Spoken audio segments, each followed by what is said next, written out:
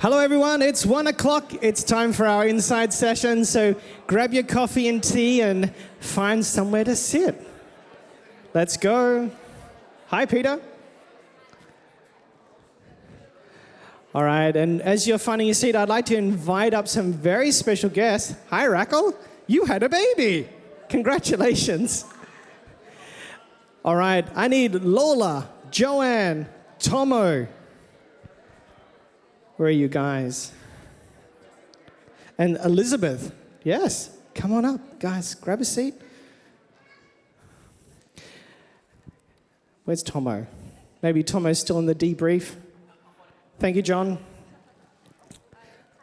Tomo's coming. Tomo, we'll put Tomo there. Oh, there he is. He's too busy hugging people.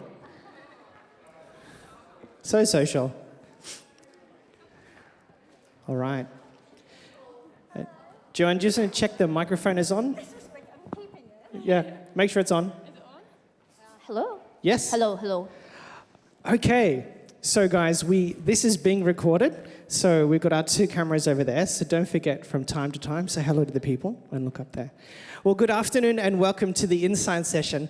Last week we had a panel talking about mental health and well-being. This week we're speaking about spiritual health and talking about actually taking care of yourself in every season and when it comes to your devotional life, your prayer life, and building relationships.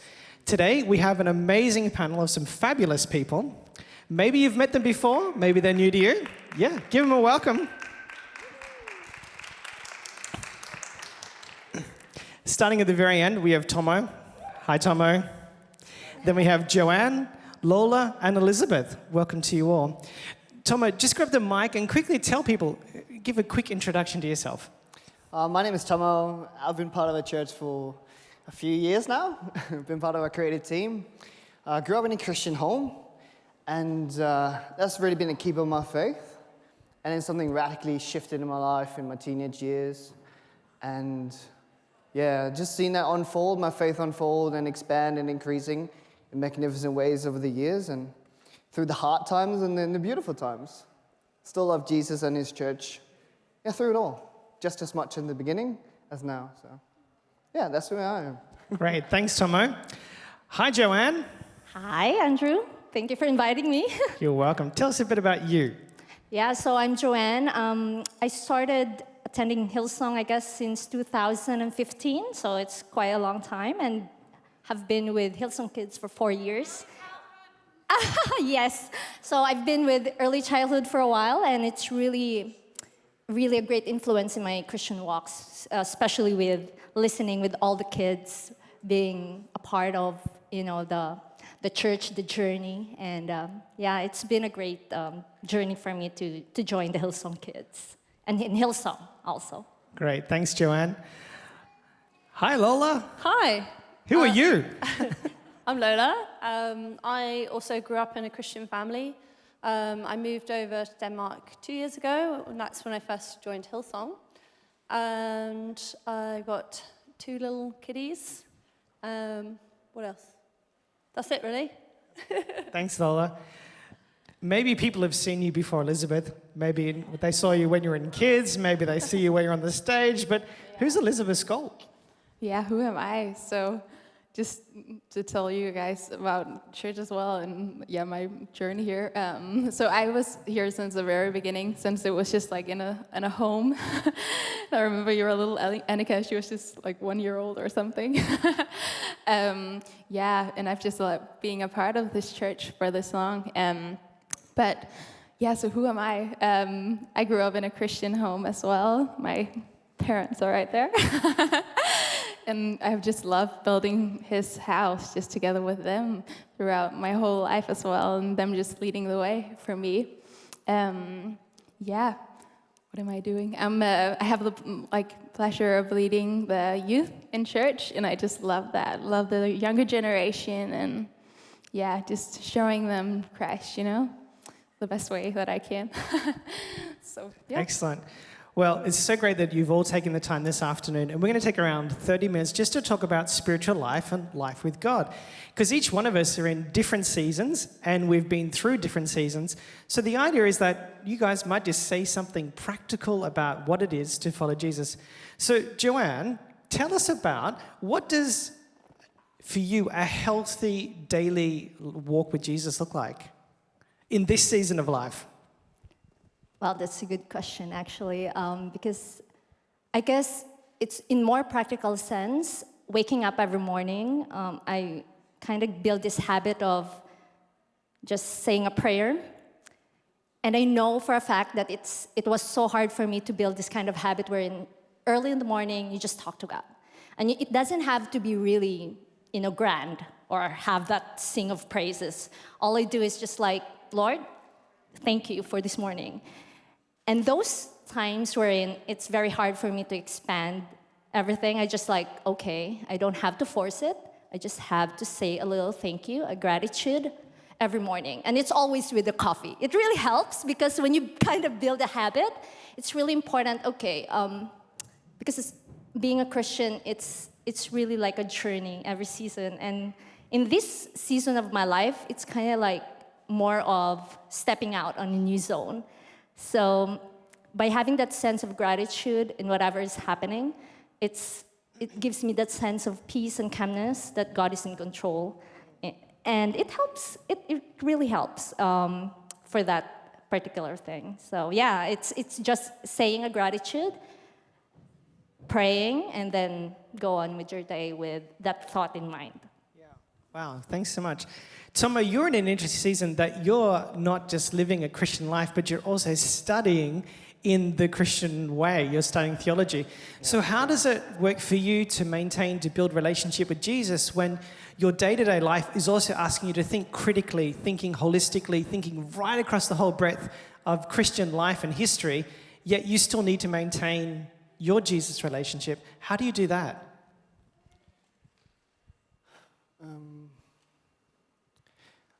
I think for me, having studied theology and philosophy of religion over a couple of years now, I find it increased the need to be a blessing.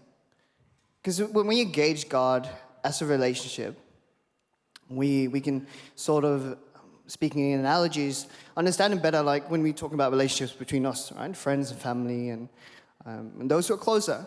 Because when you know someone, or you're trying to get to know someone, I think there are multiple aspects of it and facets.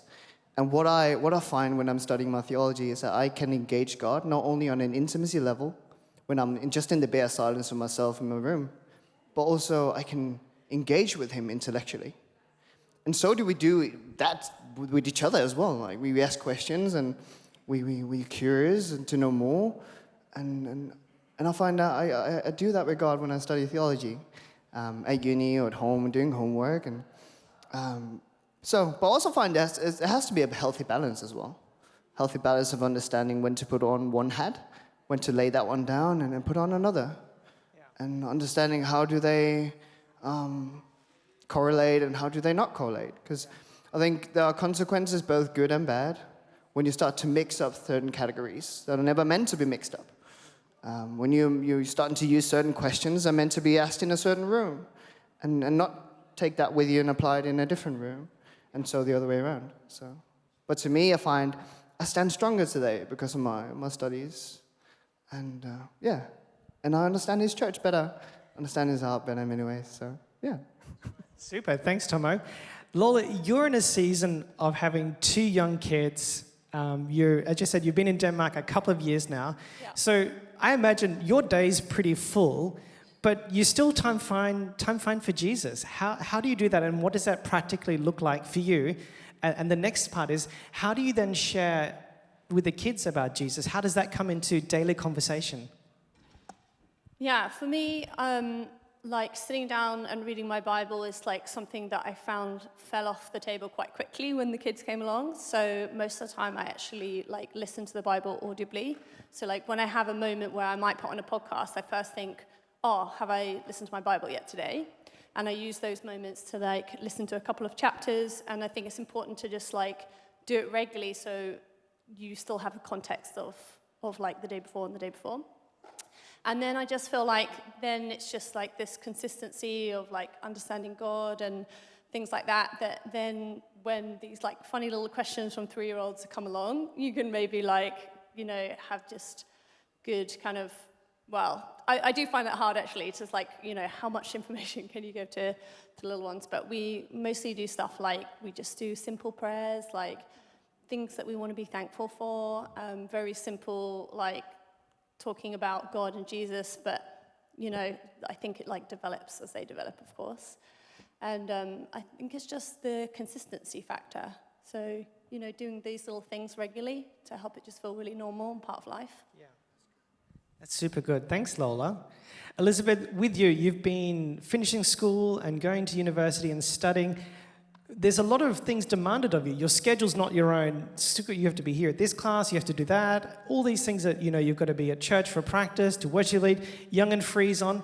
So how do you balance life, still following Jesus, but then still having time to prepare to bring a word of encouragement to Young and Free in the midst of everything else that's asking for your time?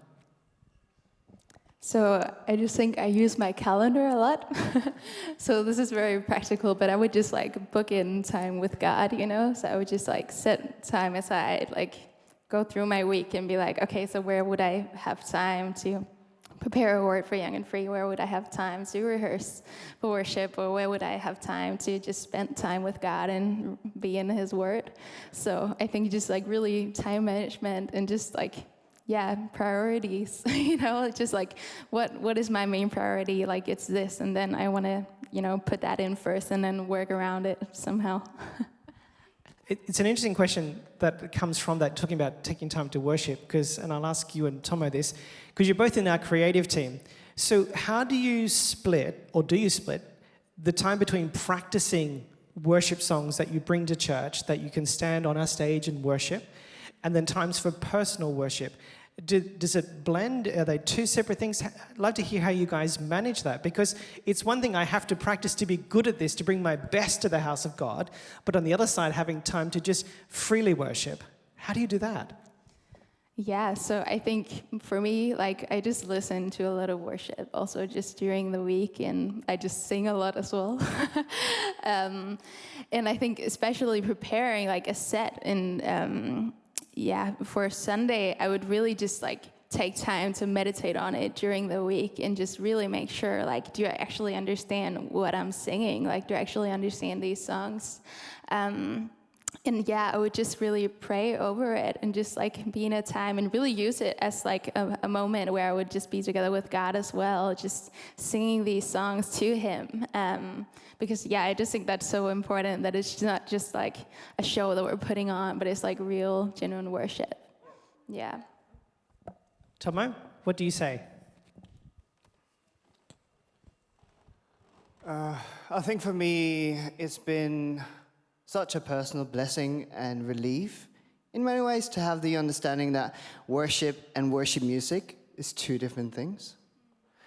That worship sounds, it doesn't have to sound like the 20-minute worship here, or it doesn't have to sound like an acoustic guitar, or what we're listening to on our streaming services. But worship is I'm straight away thinking Romans 12, right?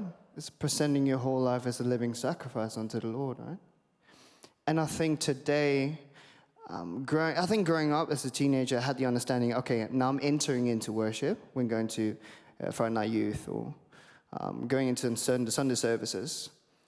And I love what you said, Lola, actually, when it comes to keeping it simple and the consistency of it, because I think there's an unbiblical divorce happening right now between the sacred life and the secular.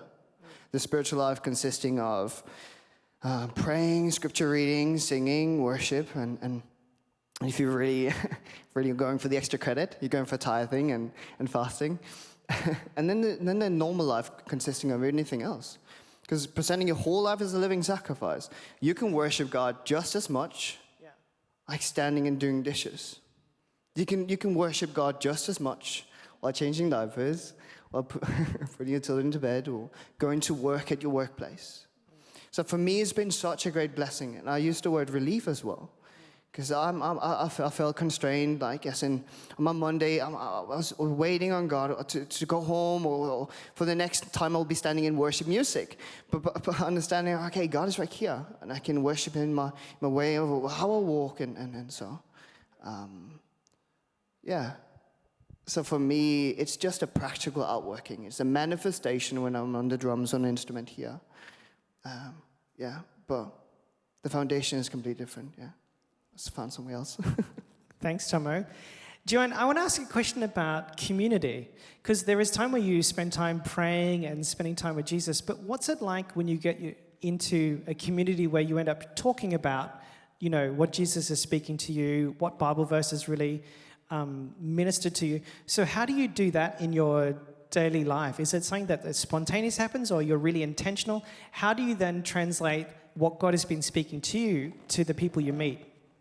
Yeah, actually, the community is my first to go. Living in Denmark for 7 years without a family, well, biological family, I mean. So being really in a community is an important thing. This is where I nurture my spiritual life. In my first few years of being a Christian, it's mostly like an imitation of what other believers do, technically. Like, I normally ask my Connect group or even those women who I've been to in church, like, what is your devotion materials? You know, because I'm basically being introduced to Christ, whom I rarely know. So I was like, okay, how am I gonna know this person? How am I gonna know Christ? So it's the best thing to do is really to be in a community of believers who will kind of introduce you some steps or practical ways, like, okay, you can read these materials.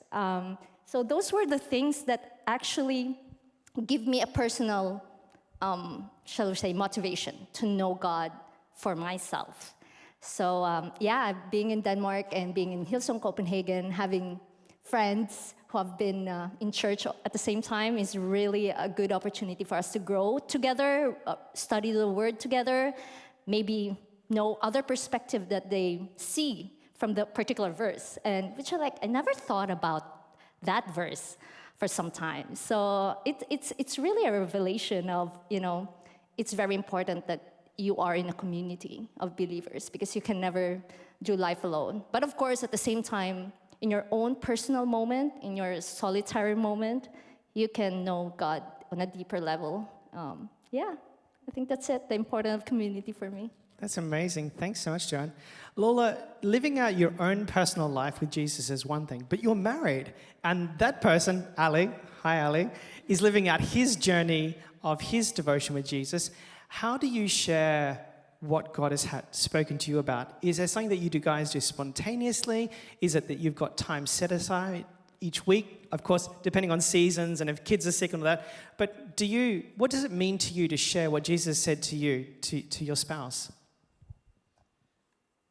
Yeah, I think a lot of it is probably spontaneous. Also for me, like, I talk a lot, so I'm probably always sharing with Ali, like, everything. But we do have some certain times we do things as a family, like on a Sunday we always make a roast, and before we eat that point we try and, with the kids, say like something we're thankful for, like a grace, like introducing grace, that kind of thing as a family. And then we also just try to make sure we like pray together like once a week, because like, you know, in an ideal world, you do it more, but it's kind of the thing that, again, you suddenly realize you haven't done it for ages. So it's like we try to pray together once a week about things that are going on in our lives, like for individually, but also together.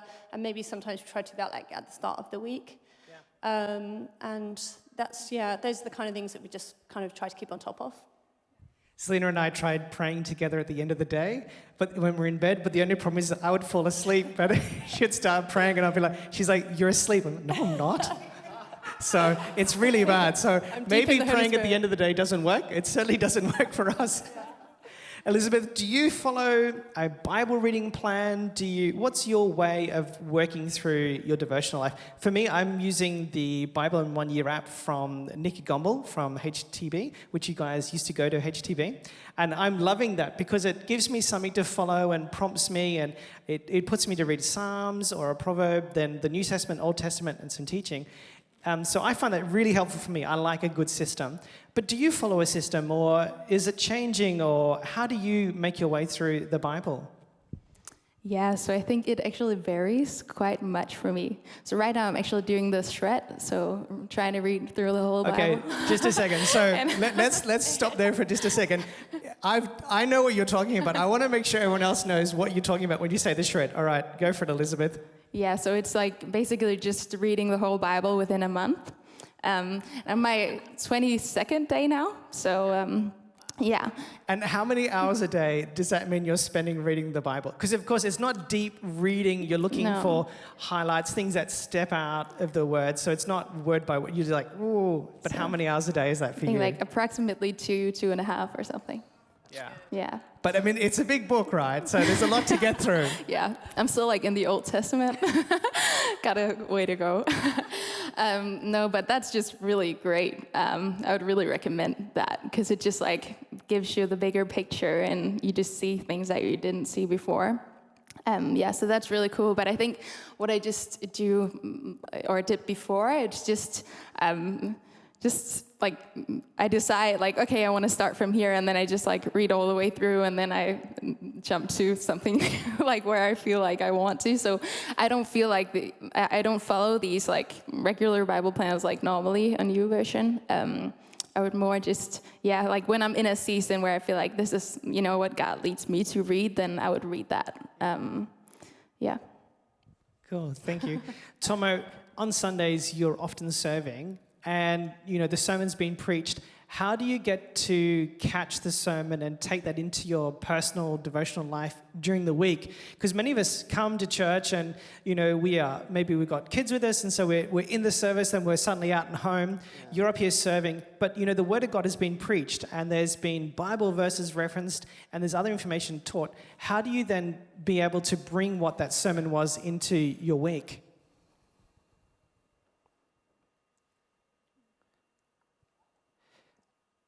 I think, to be honest, I have a different approach when it comes to my filling up, and so to be ready on a Sunday. I've grown up with the mentality that Sunday's game day, and there are Sundays where I do not catch the points. I do not catch the wisdom and the life there's to be caught on a Sunday service and in doing sermons. Other Sundays where I get to pull out my notes and I have my categories where I pop in quotes and sayings and verses I want to meditate on throughout the week. But my approach is a little different. I have the approach that I want to show up on a Sunday being filled already. Yeah. Instead of having the mindset and mentality on my Sunday, I'm getting filled. Because many years ago, just having that conversation with God, I'm going to devote my life building His church, knowing I cannot lead people. I was taught this by a mentor. I cannot lead people into the presence of God if I have not been there before. Yeah. I cannot speak life into people if I'm not filled up by His Spirit. So my real wrestle, it happens from Monday to Saturday. So throughout this week, it was Thursday night.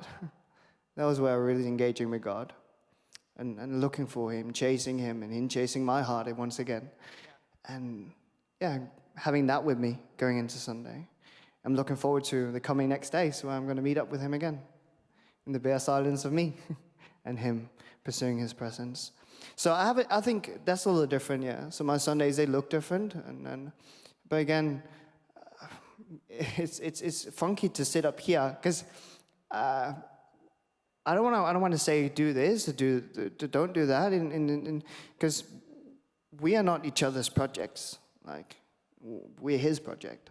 So whatever kind of how God speaks to you and how He wants to mold you in a practical way, it looks different for everybody. So I cannot say you have to be there on Sunday and pull out your notes and that's the right way to do. Because if your life looks different, like we all have different situations and seasons, like you're ultimately His subject and you're ultimately His project. And so you see God in that, right? Cool. Thank you for answering that so honestly and with such a different perspective about how you see each Sunday. Thanks, Tomo. Lola, just coming back to you, you said before that you were listening to the Bible in audio. How is that translated, when it comes to, so often we put on ourselves, or we feel like it's put on us, that we should engage with the Bible a certain way. We should, you must have this in place, and then you can read the Bible. But doing the audio Bible, that's been such obviously a revelation for you, and it's given you immediate access in the midst of your day. When did you switch to the audio Bible? And do you feel like you get maybe sometimes more out of it because you're actually hearing it spoken to you than from reading it? So actually, when I was a child, my parents got me Bible on tape. So like my first sort of Bible knowledge actually came audibly anyway. I didn't even think about it until I was actually an adult, and I was like, actually, probably most of my Bible knowledge comes from those days where I just used to like have a little cassette tape of the Bible. But actually, I started doing it again last year because I was like, started a New Testament in 1 year reading plan, and I would like sit down and like get my notes and stuff, and I just basically realized that I was missing so many days because in my mind I didn't have the time to sit down and do it. So I was like, it's not working because I'm just not reading the Bible. So I just started thinking, okay, if I don't have the time to do that, I'll just listen to it, and I can always come back and do notes, if I've got time later. And I just got into the habit of like just listening every day. And sometimes if I feel like my mind is not clicking into it, I do just read along with the audio version. And I can like make little highlights and stuff like on my phone if I want to do that. But I just respond really well to it.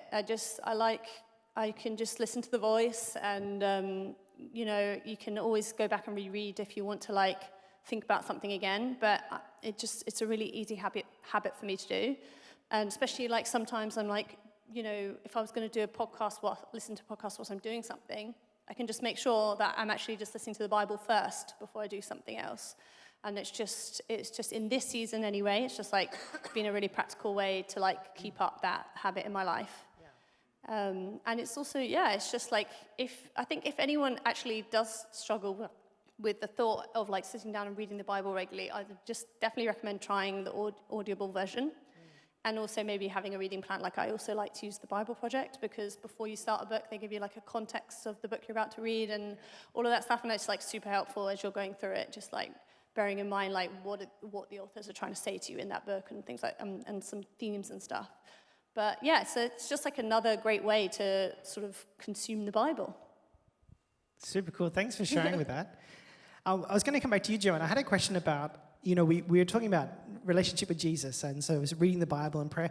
But have there been any other really impactful books that have really helped your spiritual life? Is there anything else that you've read beyond the Bible that has gone, that was just a super good book that's really helped you in your spiritual life?